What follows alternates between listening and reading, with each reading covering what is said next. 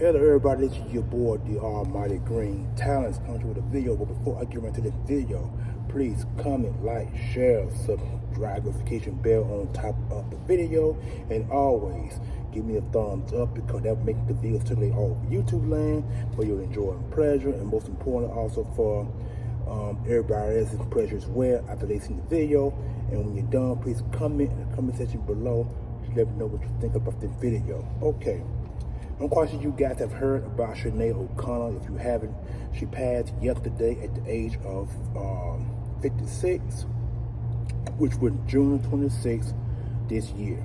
Okay, this woman has made a variety of songs. She was also a rebel in her own right. There was a lot of things that she was against, and for as America, their laws, all the above, and where she stayed at, which was Irish. She ain't like Irish laws. So then go ahead and get right to it, because I've written down some stuff here that I want you all to know that I have heard or have witnessed as a young child watching this woman sing her songs, perform live on shows.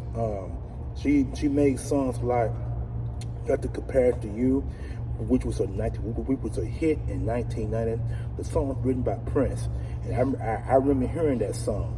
You know what I'm saying? And that song was a major hit for her. The album, then she made an album in 1987, which was called "The Lion and the Cobra," which was a very nice album, but it didn't get that much publicity at the time. But she was considered by many as a resilient young lady, which means resilient means up and coming. It means you're on a stardom, you're rising. It means you're persistent in believing what you say on your songs. Now, this is a young lady who was abused several times as a young child, and this probably what led to her rebellism as a young youth, getting older and older. It says here she was booted from several Catholic churches and was a shoplifter several times, where she got busted and got caught for doing so many times. Given a guitar by a nun, and started singing after that. And then she joined a band called Newer Tour, which is spelled N-U-A-T-U-A, called Newer Tour. I don't know if she lasted very long with that group. I'm not exactly sure what the purpose was for joining that group, but she was a solo artist before joining any group for that matter. So I'm not exactly sure what the reason behind that. You might have to do more research to find out why. And her second album, which came out in 1990, it's called "Do Not Want What I Haven't Got." The album sold 2 million copies, I guess worldwide, overseas. That's the song that "The Comparison to You" is on. That was written by Prince. That song is on that album. In case you want to go pick it up, go ahead and pick it up. You know what I'm saying? I think I got the single to that from that album, I believe. I never bought the album, but I got that single called Prince written it. And it's a hard laden rock track. It's a love song, but it's a hard laden rock track, or you can say alternative, if you will. But it depends how you want to categorize that song. Then it says here she rejected 4 Grammy nods. I remember that. I remember hearing about that. She was banned in New Jersey for not singing the song "Spangled Banner." The song talks about bombing in the skies and bombs. When you shoot firecrackers into the sky, they burst. That's what she was actually talking about, called air bursting. She didn't like "Spangled Banner." And most black people don't like that song either, because the song talks about white people celebrating the Spangled Banner, and that happened way back in the George Washington days. So the song really doesn't mean nothing to most people, but if you want to celebrate the 4th of July or Memorial or Labor Day, that's what that song is actually sung for. And the song sounds okay to me, but it doesn't really matter nothing to me. But I do know what the song means and what it stands for. But the part though says the song she got rejected by New Jersey for the song talk about destroying the human race. That's what the song actually that's what she actually referred to as the song Star Spangled Banner.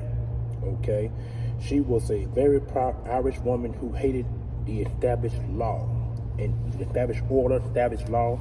She didn't like that. She was against that.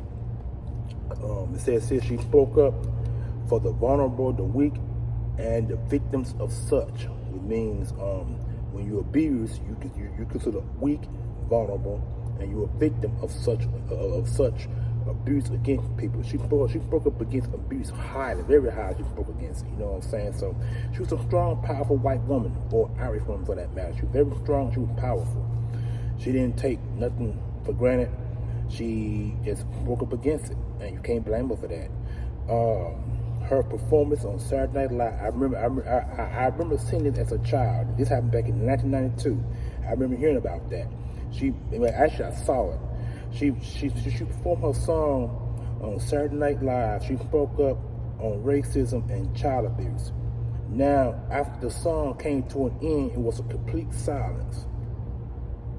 People didn't say a word. They were completely quiet because she spoke on her beliefs. And the crowd reaction, I can imagine hearing crickets and a penny or a pen drop on the floor. They say it was that quiet. And like I said, I remember reading about that. I've seen the video. I didn't see it Saturday Night Live like that, but I remember seeing it's a video on it actually. If you guys want to go to YouTube the video, it'll tell you about it. And that's probably what I'm gonna do when this is over with. It says here she even ripped up Pope John Paul II picture when she sang the remix version of Bob Marley's War. Man, I can imagine that. A whole collective occurred in outrage protest against abuse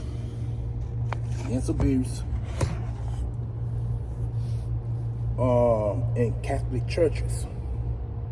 That was happening in Catholic churches.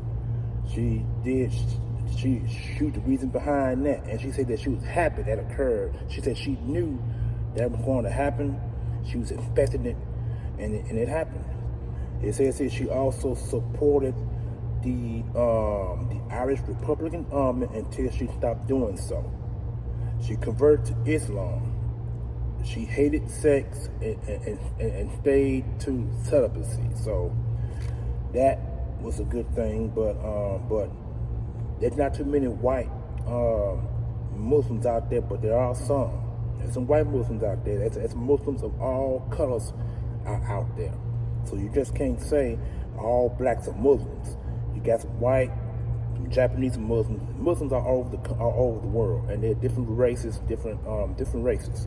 So you can't say Muslims for one race. You can't say that. It says she named herself Shuhada Saduquat. Saduquat is Saduqat. I guess I'm pronouncing that right. Saduquat. Saduquat.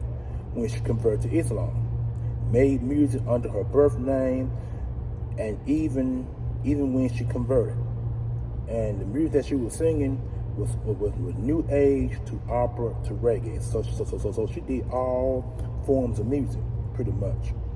And they said she even suffered mental health and depression. She struggled with that. And a lot of people didn't know. I didn't know that either. And they said she tried several times to commit suicide. Now you know what? Now I read about that yesterday. And I was really surprised because you think about it now. If you don't get no help from mental health or depression, it can cause you to think the other side of evil, which is death.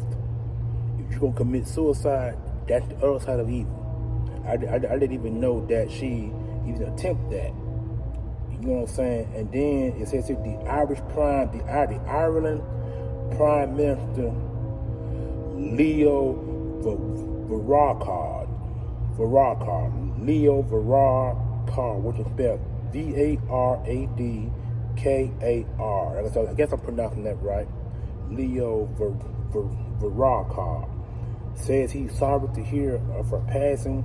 Her music was loved all over the world. Her talent was unmatched and hard to compare.